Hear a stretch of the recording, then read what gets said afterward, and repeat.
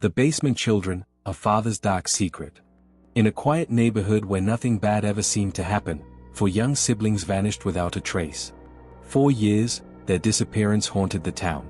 Everyone thought a classmate was to blame, until investigators uncovered a far darker truth, hidden in the basement of their own home.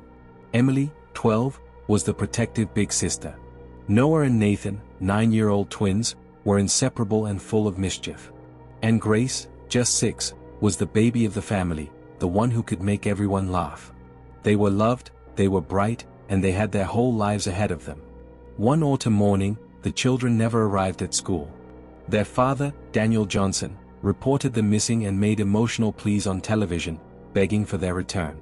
But behind the cameras, something sinister was already in motion. Police quickly turned suspicion toward one of Emily's classmates, a boy with a troubled past who had argued with her weeks before. The community wanted answers, and all eyes fell on him. Detectives chased dead ends, searched wooded areas, and interrogated the boy for months.